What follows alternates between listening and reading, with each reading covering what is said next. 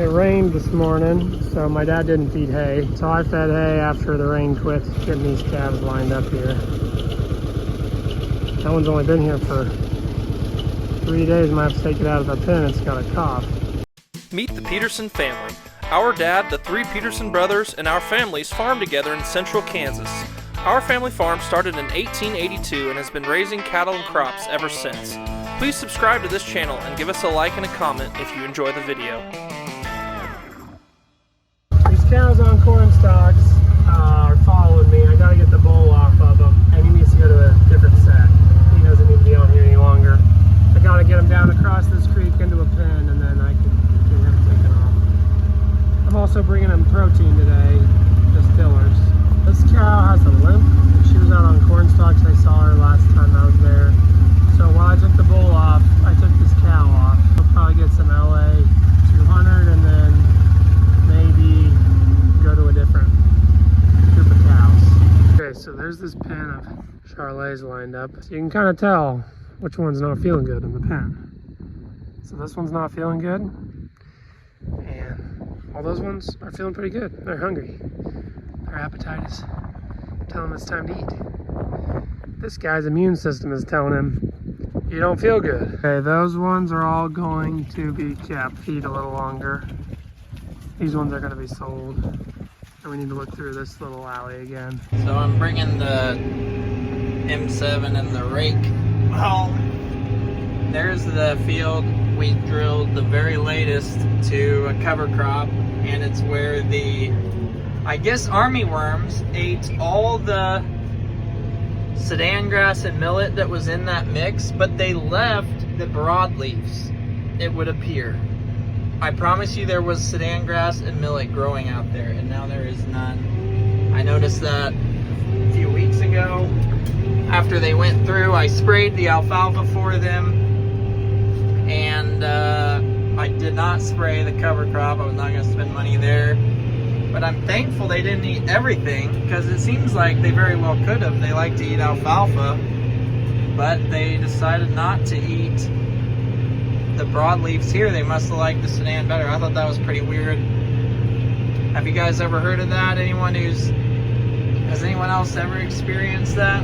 We got some sunflowers, some radishes, and turnips growing out there. Filling up the water tank. They are making a dent in this, but it's also growing back where they need it. A place to have some fall pears. Did you guys know your beef gets salted before it's on the grill as well? Cattle consume salt and mineral while they are out grazing. Okay, we're doing all the things today. We're gonna top off this bin with the last of the corn we cut. We're currently rolling, so you can see it's going down. And I also turned the bin fan back on because it's cool today. It's supposed to be cool the next 2 nights and drier air. So just what we want to pull on here. So we're gonna roll a whole bunch of corn again, fill it back up to the top, keep getting it cooled down and dried down.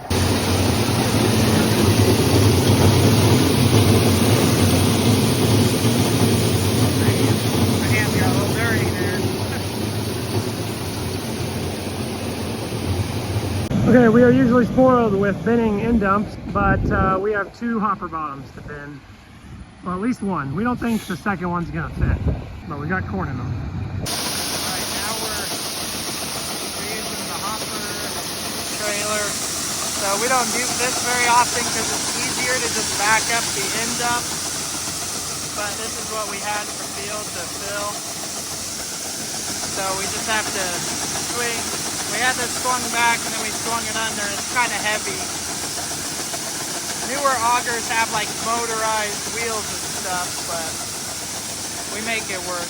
All right, we are using as much grain as we can. This country's got lots of corn and beans right now. We're not helping use up the beans, but made a big pile of that corn, a big pile of this type of corn. We're gonna feed it to cattle. That's what the world needs right now, is beef. Okay, we are nearing the end of this wheat silage. So I just have a few more tires to throw off. I'll probably throw off about half of these. Next time I throw off tires will be the last time we'll be done. And we'll move all 3 rations onto cane silage.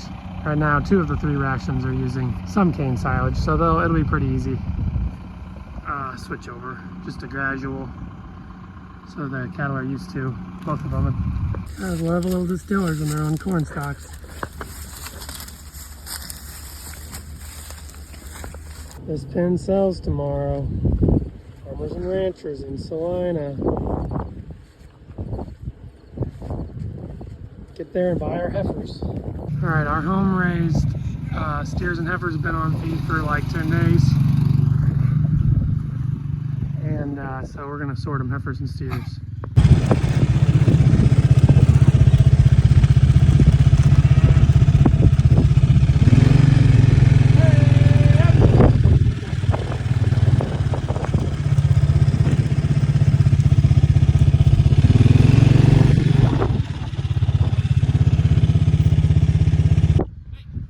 Okay, the Charolais pen is getting bumped from 4B to 5 this morning.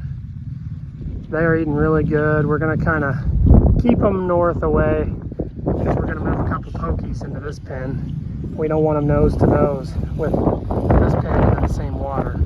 So moving them out, and they will start on grower 1 here for the next week. They're eating, I think, 16 or 18 pounds of starter right now.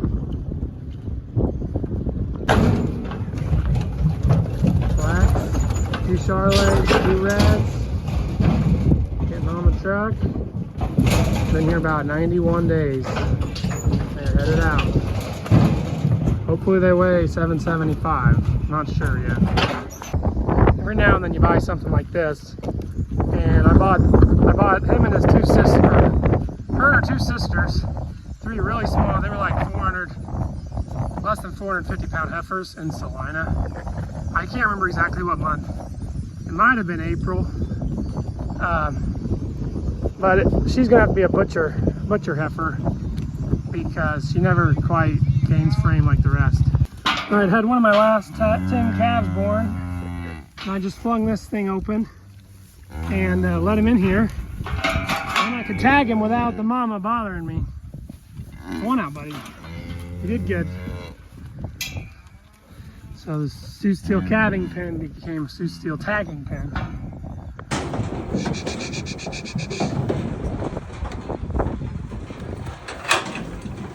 So this is one of the newest waters we've installed, but it was kind of hard to clean with the lid on, so I took the lid off. It gets some buildup on the walls. So I'm going to clean this out. When I put it back together, that ball gets pushed back up and seals that valve.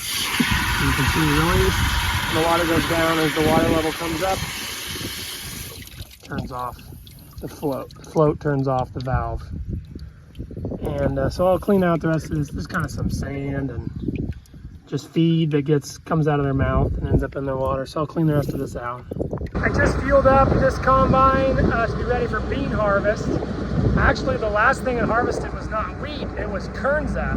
If you haven't watched our video of harvesting kernza, Greg can put the link right there next to it. But I got it fueled up. I'm gonna take it down to my dad's house where the header is, the Draper header is. Be ready to hook on and get ready for beans. All right, folks, it's soybean time. We think. Gonna go try it over at Greg's. So these are our cover plates, 2 of the cover plates, 2 of the 3 for our copperhead concaves. The card recommendation says to have both of these open. 2 cover plates on with them being open. I'm just gonna open one of them. Usually the beginning of soybean harvest, they're kind of green stemmed, tougher beans, but we had them out for corn, so that makes it easy to open them up. You don't even have to get in the combine or anything. So we'll open one of these up, get them both in there, not even worry about the third one unless we really don't feel like we're threshing well enough, but usually this is what we've done in the past. So now I'll shove this in. It'll probably be a 2-handed deal. I'm holding the phone, but just took me a couple minutes to click those in there. We'll see how she does once we get over to the beans. We also make a few other adjustments like the concave speed, the feeder house speed, just little things go into soybeans. Usually between soybeans and milo, there's not much difference. Nathan's getting the itch to cut milo.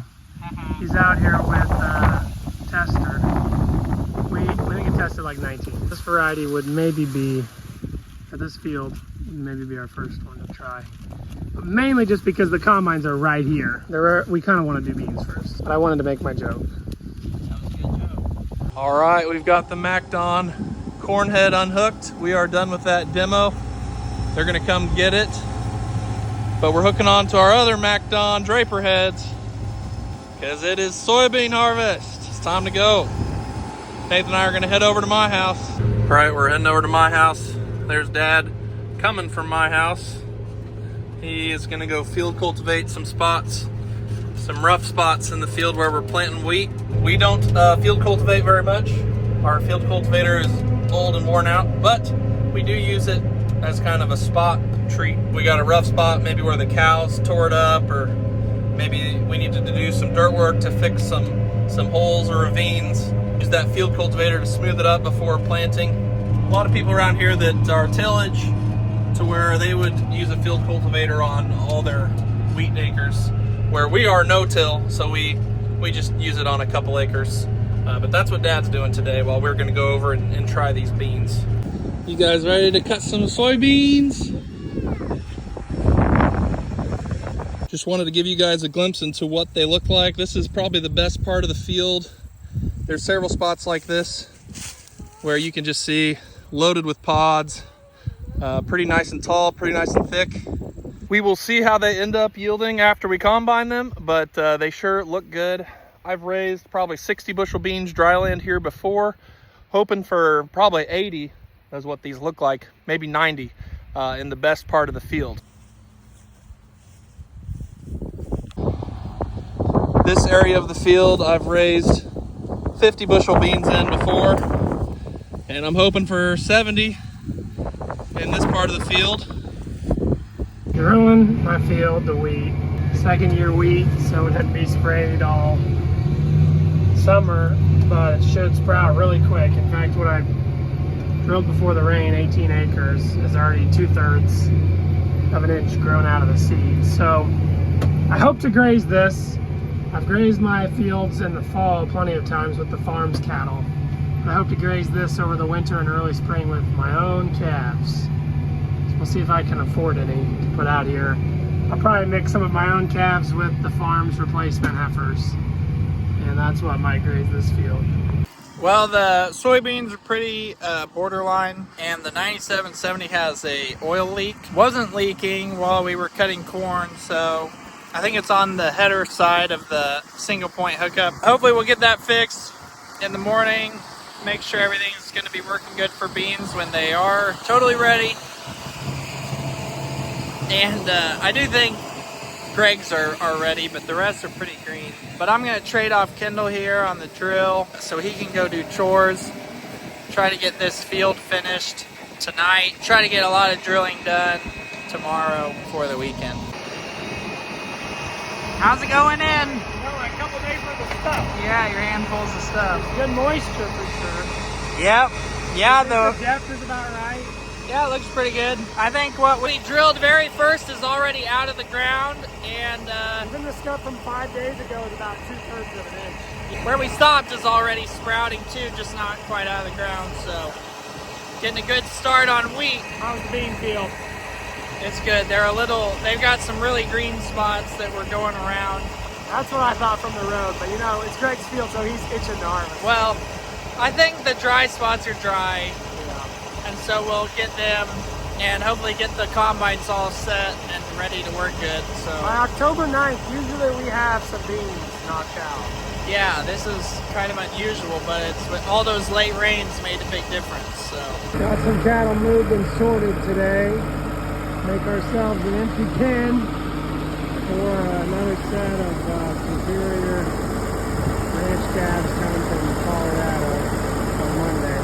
These twice vaccinated Charolais calves, sale barn calves, bought a week after the last set of Colorado calves. They are taking off, and they've been impressive so far. They're out eating the set from the week before. Alright, getting my morning chores done. This is rolled corn. I've already put in hay, distillers, a scoop of silage. I had to take this guy out of a pen this morning. You can see he's favoring that front left foot. So he needs to go to the chute, take a little closer look. He's still eating pretty good, but still needs to go to the chute, get some help. Big water tank will take most of the day to fill. So we're filling this 1,000-gallon tank. So we'll haul it out this morning while the other one fills for the day. So we'll be ready to go for tomorrow. If you let that tank go more than like 28 hours or something, it'll be empty before you get it full. So I try to make it to it in less than 24 hours to run that. Sometimes as I'm driving by, I'll just fill the tank, even if it was only half empty. Walking past this pen of steers to get back to my feed wagon where I parked it when I took out that limping steer. I asked Greg if he needs me in the bean field today. He doesn't know yet. He's still got to haul that load in. But I always have to start my day with cattle chores. I have to check a cow pasture, and I need to go pick up some bred heifers from the sale barn. 3 out of a group of 88 showed up bred. They were bred before they ever got to this place. So they were bred 3 to 4 months, and we bought them like 84 days ago or something. But a lot of times after, in a sale barn scenario, you sell heifers, the buyer says preg check them before they get loaded on his truck. That way he doesn't end up paying full price for a heifer that he wants to be a feeder heifer if it's bred back. Well, depending on how many months along bred these are, I might try to calve them out. I did that. Sometimes it's more successful than others because that heifer's not mature enough to raise the calf on its own typically, so it needs a little extra help. So I'll probably try to do that on these. I've seen there are 2 black baldies and 1 black. Okay, some of y'all probably don't want to see this, but that is a fat rat living underneath this water tank. It was flipped upside down. Didn't want that to scurry up my leg when I picked this up. I'm always curious how many animals take shelter in here. It's been here like 2-3 months. It's not running away either. Saying don't move my home. I'm gonna load it up on that truck. All those upright green stems. All this wheat that sprouted. This is that place we spread manure. So we tilled up this edge where we had the big pile. But then the rest is no-till out there. But it's up. Sweet is up. Drilling here on this millet ground. Didn't quite haul all the bales home, so they're just gonna hang out under these trees for the first part of winter. That should make a pretty nice seed bed. Rockstar wheat going in. Yesterday I drilled on the west side of the Sunnyside pumpkin patch. Today I'm drilling on the east side of the pumpkin patch.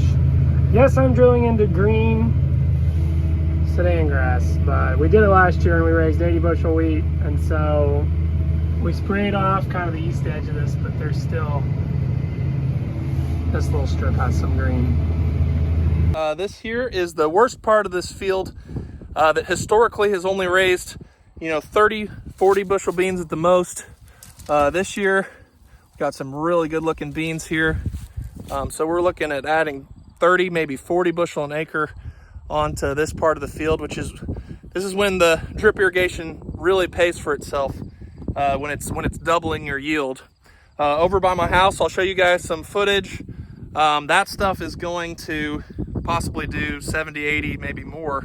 But it's raised 60 bushel beans dryland before, so it'll still be paying for itself over there, but it's here on this hill where it's really going to pay, because it's basically over doubling the average yield in the past.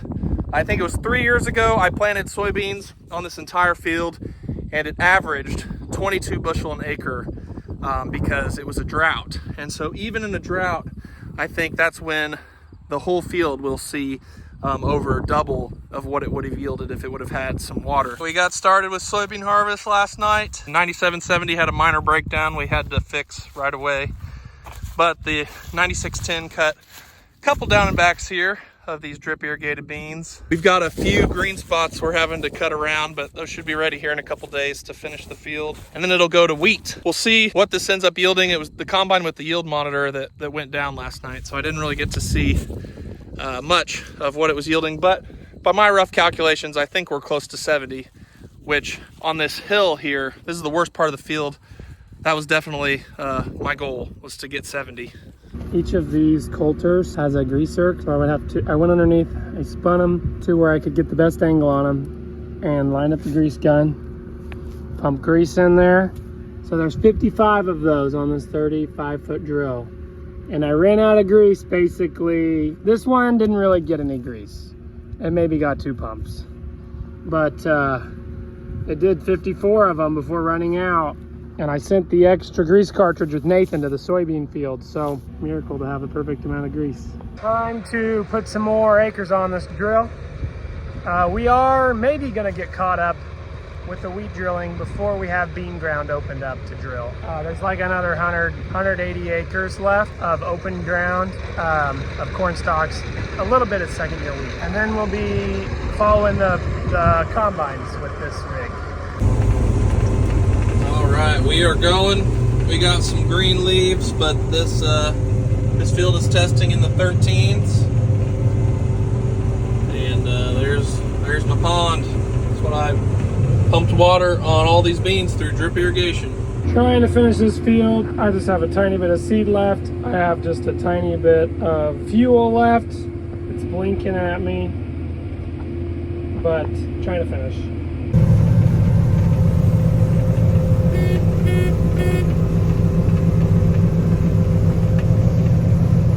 Well, we've got a mechanic here now to work on that 9770. It's been causing issues all day, but we're filling trucks slowly but surely. Dad just switched me off because Nathan's got to leave. So I'm going to go switch Nathan in the 9770. All right, we're really going now here by the pond. Oh, there's a butterfly.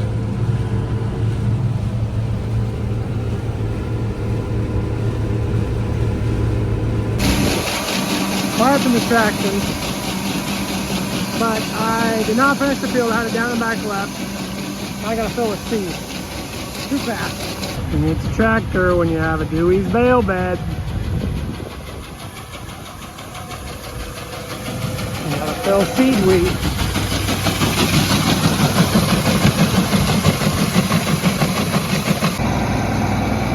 And Nathan brought me fuel, so I'm fueling up at the same time. We have finally got everything working right. It took most of the day, but got the yield monitor going. That looks pretty good. And we got both combines running,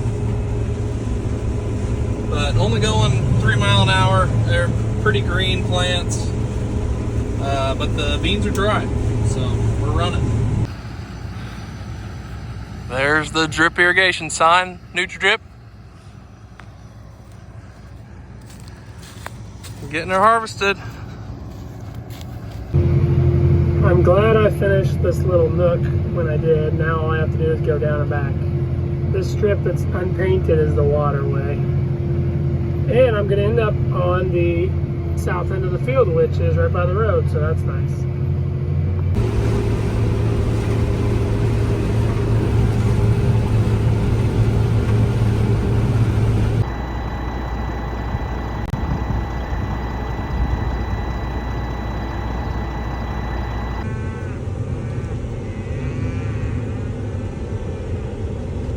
On to the next field, drilling at a little bit of an angle to this forage sorghum that we chopped off. Pretty nice night, but I have to stop for chores. So Kaylin's coming to pick me and buoy her up. When we get to the end of the field. Next time when we get to the end of the field. Then mommy's gonna be there. We should see her dust coming soon.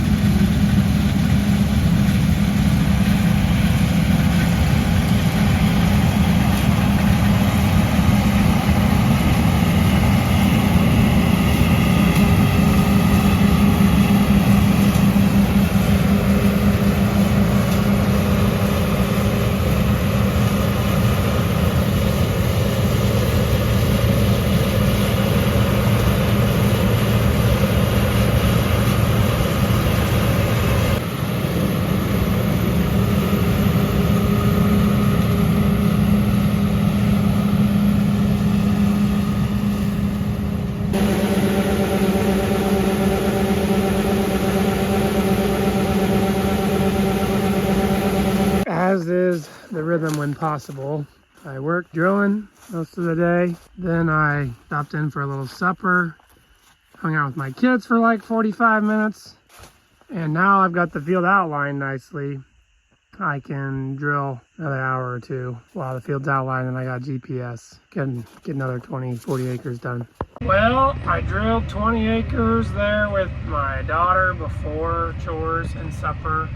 And then now I've drilled 66 acres. Well, 46 more acres. So this 80 is almost done except for a strip that's kind of an L shape over there on the other side of the pasture. So I'm gonna leave that for the daylight. This is my last pass. Call that a decent day with the drill. It was there was some slow moments. When it was moving, it was getting a lot of acres done. Thanks for watching, everyone. Check out our music videos linked in the description. You can also follow us on Facebook, Instagram, TikTok, Twitter, Snapchat, and explore our website, www.petersonfarmbrothers.com. See you guys next time.